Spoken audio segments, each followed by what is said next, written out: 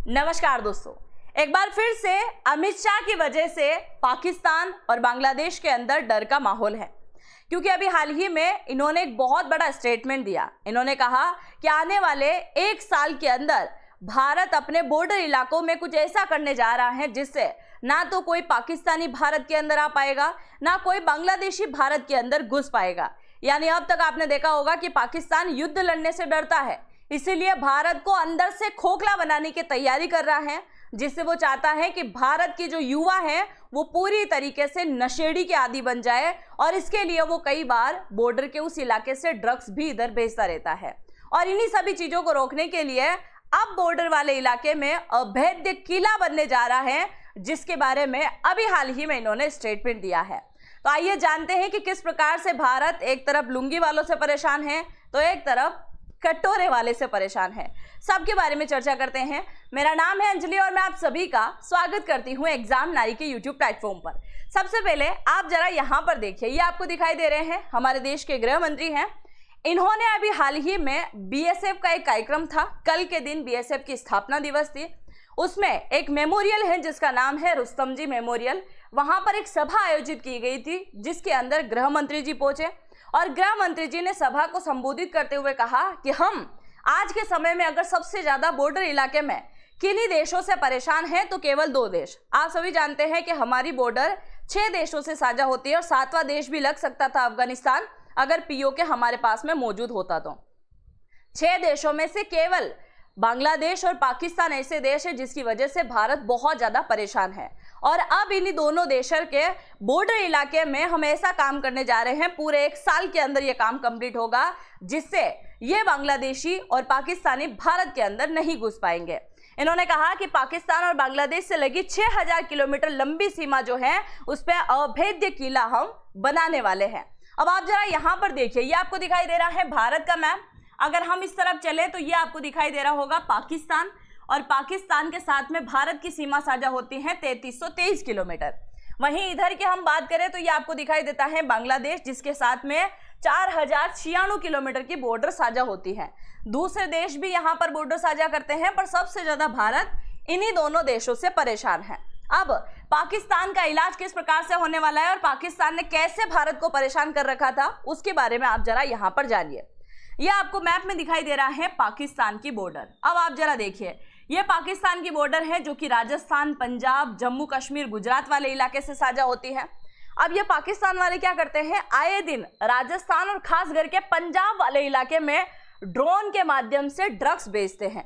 आपको यहाँ फोटो में दिखाती हूँ मैं, ये आपको दिखाई दे रहा होगा, ये एक ड्रोन है जो पाकिस्तान की तरफ से भेजा गया है, जिसके अंदर क्या है, ड्रग्स लगी हुई है। और ये ड्रग्स अगर पाकिस्तान के अंदर गिर जाए, कई बार गिरी भी है, जिसकी वजह से पाकिस्तान के अंदर ऐसे कई सारे युवा जो हैं वो इस ड्रग्स को लेकर बहुत ज्यादा नशेड़ी बनते जा रहे हैं, जिससे आपने अभी हाल ही में एक वीडियो में देखा होगा जिसमें ज़ॉम्बी टाइप लोग आपको दिखाई दे रहे हैं। तो पाकिस्तान सीधे युद्ध नहीं लड़ना चाहता है, वो चाहता है कि भारत पूरी तरीके से खोखला बन जाए। जैसा एक समय में आप सभी को याद होगा, ब्रिटेन वालों ने चाइना को खोखला बनाने की कोशिश करी थी और चाइना में लगातार अफीम भेजी थी, जिसकी वजह से चाइना में अधिकतर लोग अफीम लेना शुरू कर दिया था, और जिसकी वजह से चाइना लगभग 25 से 30 साल पीछे चला गया था और पूरी तरीके से जितनी भी युवा थी वो सब अफीम लेना शुरू हो गई थी।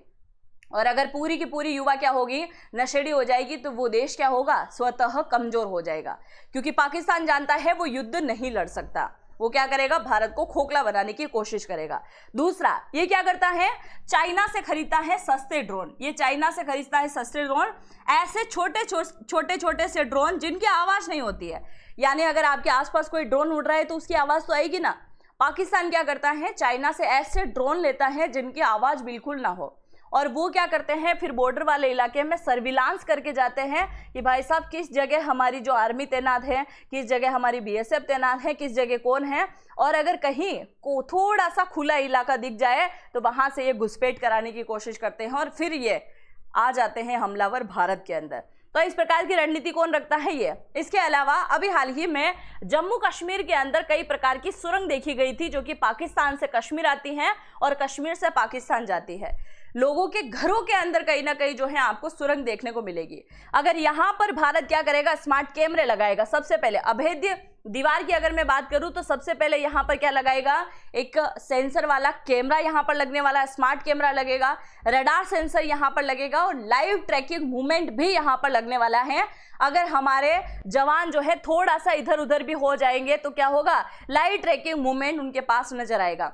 नाइट विजन के लिए भी यहाँ पर नए प्रकार की लेजर और नई प्रकार की चीजें यहाँ पर लगने वाली हैं, ताकि रात के अंधेरे में यहाँ पर तार को काटकर अंदर इंटर ना कर पाए, क्योंकि पाकिस्तान कभी अपनी हरकतों से बाज नहीं आने वाला है। वो पहले ड्रग्स भेज रहा है, फिर फेक करेंसी भारत के अंदर भेजता है, हथियार भेजता है, हमलावर भेजता है, और इसलिए इसका इलाज करने के लिए इस प्रकार की तकनीक का उपयोग यहाँ पर किया गया है।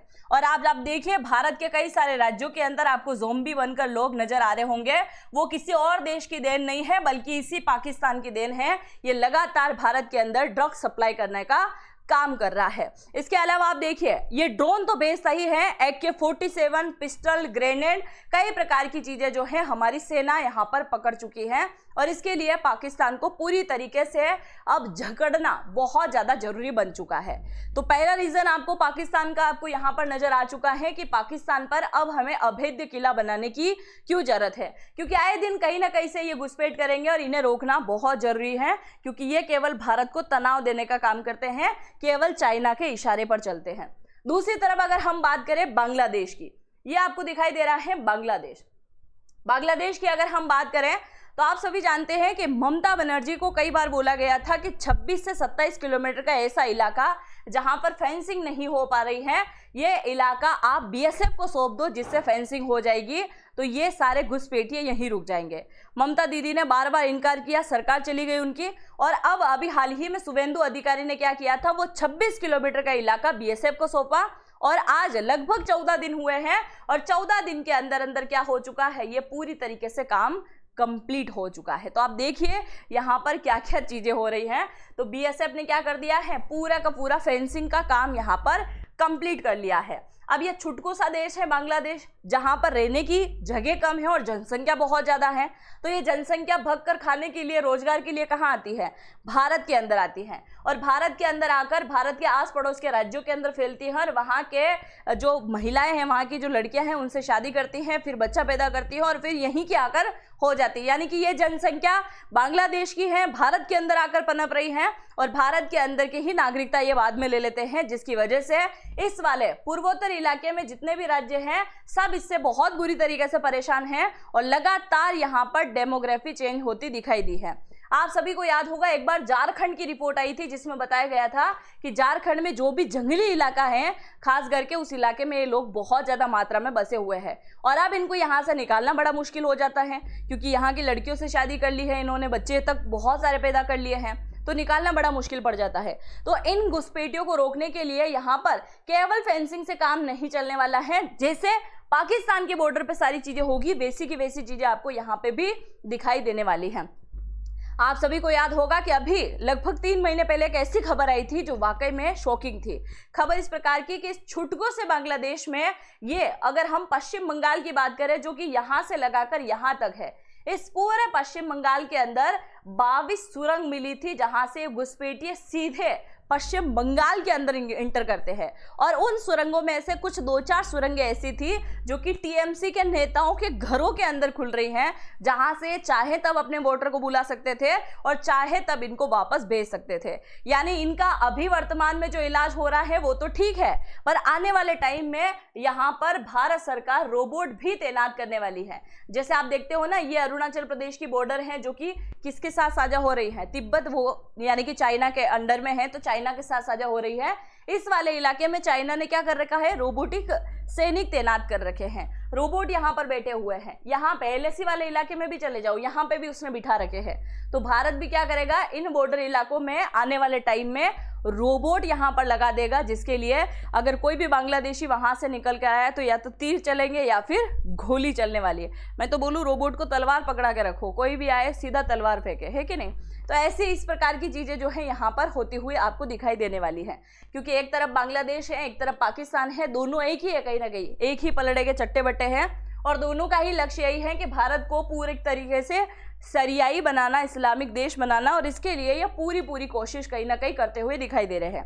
जिसमें कई बार स्टेटमेंट ईरान का भी दिखाई देता है कि भाई ईरान ने भी बोला था कि हम भारत को एक इस्लामिक देश बनाएंगे। तो इनकी नीति कहीं ना कहीं ये काम कर रहे हैं और इसी वजह से ये भारत के अंदर आते हुए दिखाई देते हैं। इसके अलावा आप सभी जानते हैं कि चिकन्ने को लेकर भी इनके कई बार मंशा खराब हो चुकी है। बांग्लादेश ग्रेटर बांग्लादेश का नक्शा जारी करके बोलता है, तो चिकन्ने के यहाँ पे भी अब जो है सेना यहाँ पर बैठने वाली है, बीएसएफ बैठने वाली है।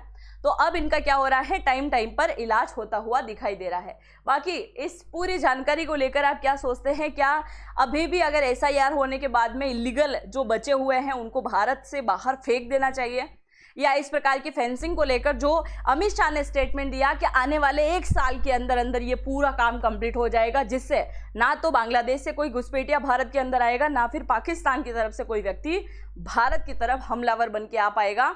यहाँ तक कि ऊपर ड्रोन वाले सिस्टम की भी बात करें कि पाकिस्तान का ड्रोन उड़ते से ही दिखेगा और इधर से सेना क्या करेगी, सीधा उसको शूट करेगी। तो ये सारी चीज़ें क्या जल्द ही होती हुई आपको दिखाई देने वाली हैं? आप क्या सोचते हैं? अगर ये सारी चीज़ें कंप्लीट हो जाती हैं तो इससे क्या फ़ायदा होने वाला है? अगर आपको लगता है वाकई में काम जल्द ही पूरा होना चाहिए, आप जरूर जो भी सोचते हैं लिखिएगा जरूर से कमेंट सेक्शन में। और अगर आप जनरेटिव एआई सीखना चाहते हैं तो इसी वीडियो के कमेंट सेक्शन में पहला कमेंट मिलेगा, नारी 100 के नाम से आपको यहाँ पर एक कोड लगाना है और इस कोर्स को ज्वाइन करना है। आप सभी का तहे दिल से शुक्रिया। मिलते हैं नेक्स्ट वीडियो में, तब तक के लिए जय हिंद, जय भारत।